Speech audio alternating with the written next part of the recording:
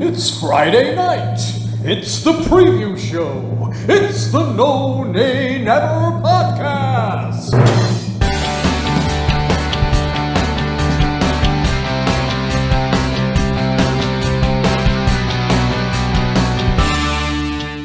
Hello and welcome to the preview show brought to you by the No Nay Never podcast. I am your host, Natalie Bromley, but the headliner for this week, as ever, is Statman Dave. Dave Roberts, welcome back to week 4. It's great to be back. Yeah, thanks, Natalie. It's back to the stats again this week. It is, and I do love this preview show. And I've got to say, I'm really pleased with how many of you are downloading and watching and listening to the preview show and sending us some generally great feedback about how much you're loving this. So thanks, guys. Keep it coming. This week, it's Liverpool at home, Saturday, 31st of August at 5:30pm. And this week, we are live on Sky Sports, where their Saturday night show. So, Dave, before we get going and we start looking at the Liverpool game, we have to deal with the small matter of our quiz question answer. In our Wolves preview show last week, we asked the listeners, in February 2007, Burnley played Wolves in a match at Molineux, which ended in a 2-1 defeat. Chris McCann scored Burnley's goal, but which two future Clarets players scored for Wolves that day? Go on, Dave. Let us know. What was the answer to that one? Well, of course, you knew the answer to this one, Natalie, didn't you? No. The two players were Michael Kitely and Stephen Ward. A few people have said Sam Vokes, but I think you said Sam Vokes, as well. But no, you didn't score that day. It was Michael Kitely and Stephen Ward on the score sheet for Wolves, and obviously both went on to have very good careers with Burnley in later years. Exactly. Well, our very own George Poole did guess Michael Kitely correctly, but he went for Sam Vokes as well. Let's have a look. Mitch Taylor said Blake and Lafferty definitely scored for Burnley. Darren Gibson for one of the Wolves goals. Can't remember much more apart from Blake and Gray up top. So, Mitch, no, you got those completely wrong. I don't know if anybody else actually guessed rightly. Let's have a look. No, everybody else I went on to be fuming about the Wolves results. So, but well done to anybody who did get those quiz questions right. I'm sorry, there are no prizes. Just the delightful glory of knowing that you got Dave's question right. So, Dave, let's have a look at Liverpool away. Tell us about who we're playing. We're playing Liverpool. They were founded in 1892 to play at Anfield. City neighbours Everton had just vacated the ground due to a rent dispute, and Liverpool Football Club was effectively formed to play at the empty ground where Everton had played previously. They joined the Football League in the following year for the start of the 1893-94 season. Gosh, I bet Liverpool fans hate that statistic. What about nicknames? Well, Liverpool have been known as the Reds, or Red Men, for as long as anyone can remember. But in the club's early years, they actually played in blue and white halved shirts. Thankfully for them, this saw sense and switched colours in 1896. They've played in red shirts as their home kit ever since. But it wasn't until 1964 they took a decision to switch to an all-red home kit, including the shorts and socks, and that was led by manager at the time, Bill Shankly. Okay, well, let's have a look at the team in more detail. Who's their all-time goal scorer? Again, it's one that most people will have heard of and know. Ian Rush is their all-time goal scorer. He scored 346 goals in 602 matches between 1980 and 1996. He had two spells at the club. He was away at Juventus, wasn't he, in between? Although he didn't score in a competitive match against Liverpool, he did score 5 goals in a couple of friendly matches that were played at Turf Moor, including a hat-trick in July 1985. And Liverpool's all-time highest goal scorer in competitive matches against Burnley, this is home and away, is Harry Smiler Chambers. He played for the Reds between 1919 and 1928, and he scored 9 times against Burnley in that time. Excellent. Now, what about heaviest Burnley defeat? There's been a few actually. We're talking just about the games at just the games at Turf Moor. There's actually 4 matches going back in the past where Liverpool have won by a margin of 4 goals. two 5-1 defeats for Burnley and two 4-0 defeats. The most recent of those was a 4-0 defeat in April 2010. That confirmed our relegation back to the Championship after the club's first season in the Premier League. These are not good stats, are they? What about the biggest Burnley win? Well, we can match that. Again, for the home games at Turf Moor, Burnley have had just one victory by 4 goals over Liverpool at Turf Moor. You've got to go back quite a way for it. It's Christmas Day 1926, and that was a 4-0 win. Joe Devine and Burnley's all-time top goal scorer, George Beale, scored 2 goals each in that win. That's better. What about Burnley's last win? What happened then? A good one, this one. Sam Vokes and Andre Gray both got on the score sheet in a 2-0 win at Turf Moor, and that was a Premier League match in August 2016. And that's Burnley's last home win against Liverpool.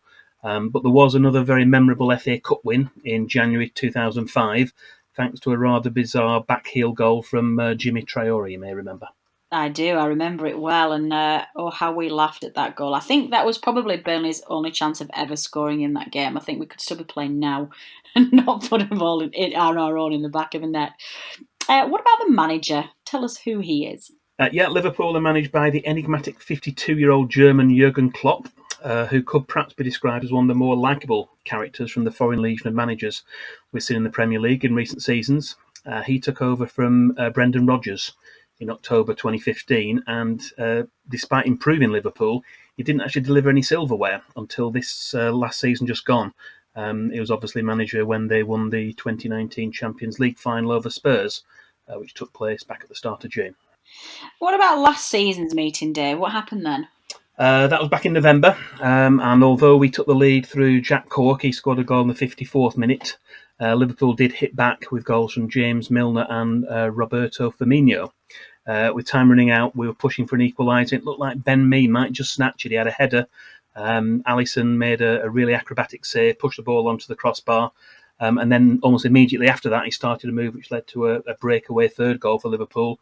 And the 3-1 scoreline really flattered the visitors. I thought Burnley were in there at the end and looked like they might get a point, but it wasn't to be. Yeah, I agree. I'm still gutted about that result. It should have been 2-2. 2-1? 2-2. Yes, 2-2 it would have been. My maths evaded me then for a brief moment.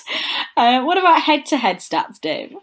Okay, in terms of overall games, again, we're talking about just games at Turf Moor here. Last season's meeting was the 50th overall in all competitions, and the record stands at played 50, Burnley have won 23, drawn 12 and lost 15. And if you narrow that down just to top flight matches at home, it's played 41, won 19, drawn 9 and lost 13. Excellent stuff. What about players? Who's played for both teams, Dave? Not that many, actually. There's only really a handful of players who've represented Burnley and Liverpool since the Second World War. Peter Crouch, John Flanagan, Jim Fennell, goalkeeper. I think he only played once for Burnley. Brian Hall, Danny Ings, Peter Kipax, Les Shannon, and lone player Paul Stewart, who wasn't too popular with Burnley fans in his time at the club. Oh dear.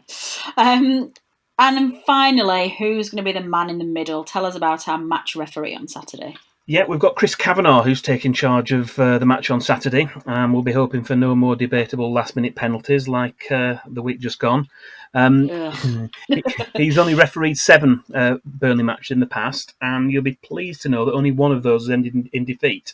That was our trip to Goodison Park to play Everton towards the end of last season. His overall record is Burnley have won 3, drawn 3 and lost 1 of his 7 previous matches.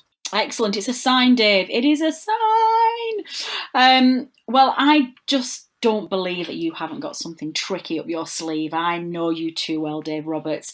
Hit us up with your fun, miscellaneous stat of the week. Yeah, stat of the week this week. I've already mentioned one Burnley v Liverpool match, which took place on Christmas Day. That was back in 1926.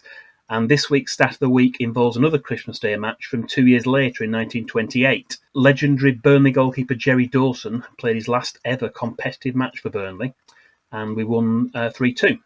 This was Christmas Day 1928, when they used to play matches on Christmas Day itself. And after his retirement, that was obviously his last game, he went on to join Burnley's coaching staff as well. Good stuff.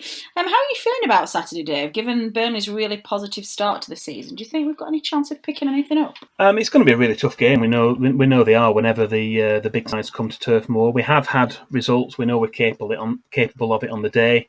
Ashley Barnes is obviously scoring goals for fun. It's not going to be easy by any means, but Liverpool are going to know they've been in a game, and I think we are getting respect from quite a lot of the managers as well. When you do talk, you listen to the press conferences, the likes of Jurgen Klopp certainly in the past has been very complimentary about Burnley, and we do give them a good game. Whether we get the result on the day, we may need a little bit of luck on our side and maybe them to have an off day. But Turf Moor, full house, I imagine, good crowd behind us. You never know. I think we can give them a good game and try and get a positive result.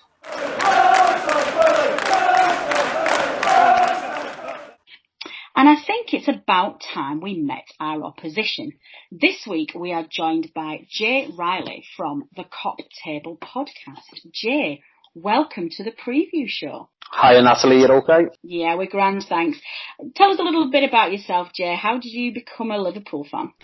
Well, to be honest, just growing up really, where my dad and my uncle used to take me to the match, and I got the bug. And Liverpool have obviously been a very good side, haven't they, over the years? And I'm 40 years of age now, and my first ever game was when it was Phil Neal's testimonial. I think it was 1985, and Liverpool actually lost that game to Everton.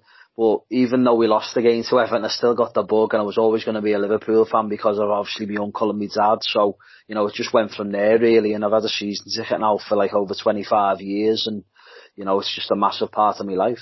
Oh, fantastic. I do love listening to Liverpool fans who do have that bug in them. Do you have any recollection of a Liverpool-Burnley match, one particular one that you remember? Not really, no. I mean, obviously Liverpool have played Burnley quite a bit over the years, but you've spent a bit of time in the lower leagues, haven't you? I do recall when I was a young lad, I went to a game with my dad. It was in the FA Cup, and Burnley were in the lower leagues then, and it was actually 0-0 at Turf Moor, and I remember it more so. I mean, 0-0 is obviously a poor game of football, isn't it? Because there's no goals involved. I remember it more for like a little bit of trouble, to be honest with you, after the match. When we were going back to the car. But like there is a little bit of a rivalry between Liverpool and Burnley, I think, with the fans. I mean, on the pitch, not so much, but certainly off the field it is with the supporters. Yeah, there is. It comes down to the 70s, doesn't it, when Burnley had that golden spell and we were actually starting to be in Europe and win the old First Division. I think it does come back from there. Well, looking at your own team, Jay, what did you think of Liverpool's transfer market this summer? I mean, a lot of people actually talk about transfer inactivity. I'm not sure whether Klopp needed to do any more to add to his squad, given just how good you were last year. But what was your overall view of it? I mean, I obviously would have liked Liverpool to have signed a couple more players just to add, to the group of players we've already got. But you've got to consider we did win the European Cup last season. We also got 97 points in the league. Just unfortunate to bump into a freakish team of like Manchester City where, we only lost one game all season, ironically, to Manchester City. Yeah. So to get 97 and not win the league, it's a bit sickening really, but it just goes to show testament to how good Liverpool's group of players really are under Klopp. It would have been, that said, it would have been nice to sign another probably attacking addition because we did lose Daniel Sturridge, and I know he wasn't the player that he once was. He's got his move now to Trabzonspor, and good luck to the lad. But I think Liverpool are putting a little bit of hope on the young kid, Brewster. I know Jurgen Klopp really likes him, but he hasn't really featured much lately. He hasn't even been brought on in any of the 3 games so far, or the Super Cup game. So it surprised me a little bit, but I think because the likes of Salah, Firmino and Mane, touch wood, they very rarely get injuries, so they're quite dependable really, so we don't really need that little extra option, and Klopp's probably just thought, well, what's the point? I mean, Liverpool were interested in Pepe, who went to Arsenal, but £72 million to sit on Liverpool's bench. Liverpool weren't really going to spend that type of money. I think we were looking more around the £40 million mark. And the way Klopp is, he's very meticulous in the transfer market, so he's just decided to keep the powder dry and, see how we go with the group of players that he trusted from last season. And then if we have to change something in January, or, I'm sure we will do next summer, but I think at this moment in time, he's happy with the group that he's got. Oh, fantastic stuff. Turning to the weekend's fixture then, Jay, what Burnley player out of our squad do you fear the most, if there is one? Well, I think the obvious one's Ashley Barnes up front, because he's had quite a remarkable goal-scoring record, hasn't he, since the turn of the year. I think he's up there with the likes of Mane and Salah, for, Aubameyang for the amount of goals. Quite incredible, really. I mean, I think he's been given a little bit of unfair criticism in the past to say he's a bit of a dog up front, but I think he scores some really good goals, and he's certainly a danger man. He's one to keep an eye on. He doesn't just score, the sort of like the sour and presence type of goals. He actually scores quite good goals with his feet as well, and he's a poacher really as well. So I do think he's a very good player, very dangerous, and my concern in this game really is the fact that we've suffered an injury to our goalkeeper, Alisson. He's going to be out for a couple more weeks yet, and he certainly won't be available for the game at Turf Moor on Saturday. And I think that's an area where Burnley will try and bombard Liverpool a little bit. I know I've just said there, Ashley Barnes is not just about being a target man, but I think that's one area where you might bombard Liverpool. And Adrian's done really well. He was the hero in the Super Cup final, but he's got an accent in him. The one against Southampton was a shocker really, where Danny Ings scored, and he also nearly done another one against Arsenal where Aubameyang just hit it. Just went a little bit wide, but he came rushing off his line. It was poor clearance really. So I do think that's an area where Dyche will try and target Liverpool. I just hope that Liverpool can get a few the other end though. What about the rest of the season then, Jay? What are your hopes for Liverpool? And I guess following on from that, where do you think both Liverpool and Burnley will finish in the table? Well, I've got a lot of respect for Burnley, because, and certainly Sean Dyche as well, because, he's got a set way of playing, and it's massively effective to the way Burnley are, and a very difficult side to play against. Last season really struggled at the start of the season, and I think that's down to the Europa League campaign, because when you start so early in pre-season, it has a massive knock-on effect to your Premier League games, and it just, you really struggled at the start of last season, but then at the turn of the year, which coincided the way Ashley Barnes has went on the goal-scoring run as well, you picked up, didn't you, and you were comfortable in the end, and you've had a decent start this season. I mean, unfortunate at the weekend to concede such a late penalty to Wolves. Gave a good account to yourselves against Arsenal at the Emirates, and had a good win on the opening day, didn't you, against Southampton, 3-0. So, yeah. I do think, I've got a lot of respect for the way Burnley play. It's going to be a difficult game for Liverpool. Liverpool, an unbelievable team. This is a very special Liverpool side. Last season, as I said, won the European Cup, so unlucky not to win the league. And the aim this season is to win one of the two big trophies.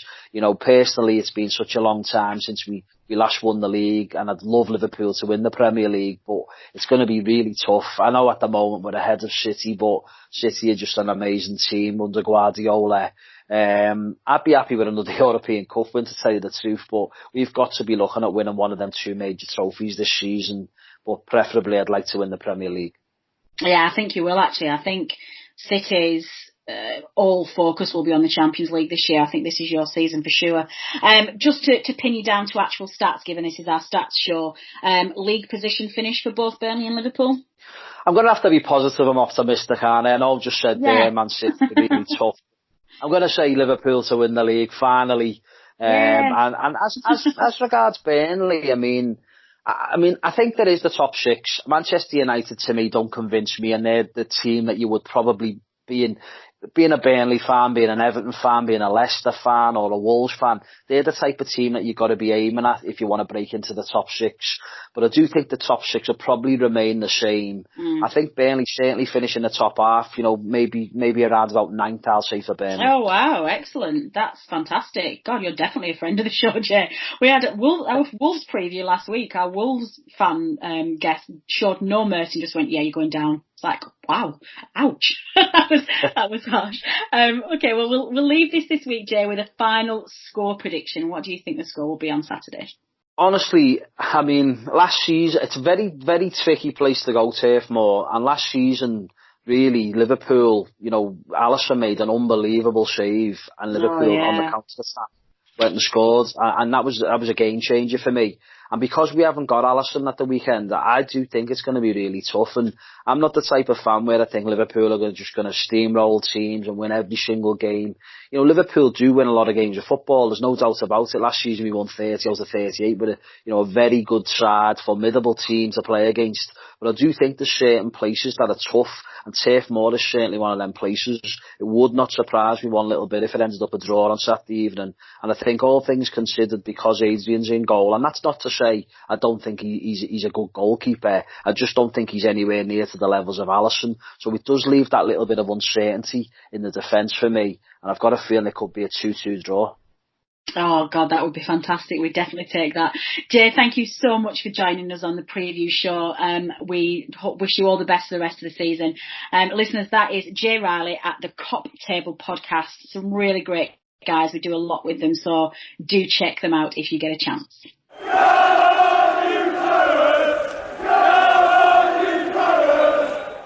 So let's move away now from looking at the game at the weekend and move on to the all-important matter of the Fantasy Premier League. Dave, we are now at the end of week 3 of our league, and we just want to know what's going on at the top here. Who's leading the pack? Well, we've got a no move at the top. Tom Mitchum, who's TTRRD. Did we ever find out what that stood for? No, he didn't. He didn't tweet us. Tom, please listen and tweet us. Well, he's retained his lead at the top of the table anyway. He's now got 214 points, and he's actually opened up a lead. He's got a 13-point lead over a new second-place team, and that's Tom Durham's Gangsters Allardyce on 201 points. Wow, I do like that. Gangsters, I like that. There's some very clever names, I think, with fantasy football. It's definitely an art, don't you think? I'm not that clever, so I never come. Although I think mine's quite good. Mine are the Dingle Bells, which I think is quite cool. That's not bad. That's not bad. Sorry, I interrupted you then. Carry on, Dave. What else is it looking like? Yeah, moving on to third place, that's Lewis Gillow, and he's very confidently named PL Champions 1920. He's on 200 points, so just 1 point behind Tom Durham in second. Looking down the table, it looks like Matthew Dent's team, Bob Lord's Butchers, were the high scorers in game week 3 with 77 points. Excellent. Now, I'm trying to look at where I am. Third from bottom. Oh, what? So, listeners, again, in a league that's got 160 players in it, I'm 157th. What? That's not very good. I didn't get very many points last week, actually. It's a marathon, not a sprint. Yeah, I can't imagine that getting much better. Dave, whereabouts are you sat? About 3 places higher than you, I think. Oh, excellent. Well, that makes me feel a little bit better.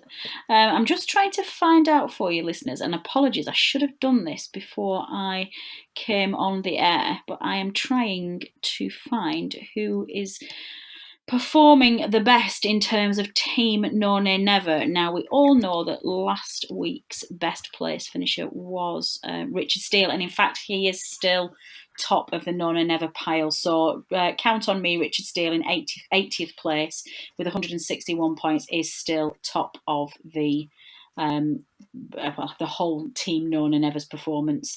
So Dave, let's have a look at keep looking at other at stats for the fantasy league. Who was in the dream team this week? Any Burnley players? We didn't have any Burnley players in there, no. Mo Salah, Liverpool, was a high-scoring player overall. He had 15 points. We'll be hoping to keep that score down at the weekend. But Ashley Barnes is continuing his good run. He's now on 25 points overall, and more managers seem to be picking him. He's now up to 8.7% of managers have him in their squad. That's well up from last week. And not far behind Nick Pope. He's the most selected Burnley player with 9.7% of managers. Excellent. And what's a summary then? Give us a good final summary of our league performance, Dave. In terms of the Burnley players generally? Yeah, I mean, how are we still got? Is it still Ashley Barnes leading the pack, or have we got anybody else coming up? I've not got the totals behind her. No, Ashley Barnes is definitely the high-scoring Burnley player in there. And it's one of those things, isn't it? You want consistency from players. You've got them in there. It's no good shining for 3 weeks and then tailing off. You need consistency over the weeks. Dwight McNeil's doing reasonably well. He's getting some assists in there as well. So he's had a reasonably good start to the season in there. But I think it's a case of trying to push on and maybe judge it over 10 weeks rather than judging it over 3 and maybe trying to use too many of your transfers too early. Good stuff. I like that advice, David. But what do I know? No, don't do what I'm doing either. I still haven't selected a captain. That's how useless I am. Well, it is still obviously early days, as Dave says, so we will keep checking back each week and just try and highlight the best performances from the Burnley squad and to see which one of you lovely listeners are leading the pack in the all-important race for the No Nay Never League title. And finally, we end this week's preview show with our listener question, a quiz question that our statman Dave sets for you each week to test your knowledge of either Burnley or this week's opposition. So, Dave, hit us. What's this week's question? Okay, in February 1983, Burnley reached the semi-finals of the League Cup, which was known as the Milk Cup that season for its sponsorship from the Milk Marketing Board. After losing the first leg against Liverpool 3-0 at Anfield, Burnley won the second leg at Turf Moor by 1-0. But who scored the Burnley goal? Ooh, that is a good one. That's going to test people's knowledge. Dave, let our listeners know how they can get in touch with us to submit their answers. Yeah, if you want to tweet us at No Nay Never or post on our Facebook page, we'll have a look on there. And if you get it right, we'll try and read out some of the correct answers on next week's. Well, it won't be next week, it'll be another week, won't it? So we've got the internationals in between. But on the next show, we'll mention that and see who's got the answer right. We certainly will, which brings us quite nicely to the end of the show. That is all we have time for in this preview show. Dave, they just go so quickly these days. They do. They really do. We will be back on Tuesday with a reaction to that Liverpool game at the weekend. And Dave and I will be back a week on Friday. Obviously, we've got the international break to have a look ahead at Brighton away. Godspeed to all Clarets travelling to Turf Moor from wherever you are at the weekend. Let's cheer the boys on and carry on this fantastic start to season we've had and bring those 3 points home. This has been the preview show brought to you by the No Nay Never podcast. Until next time.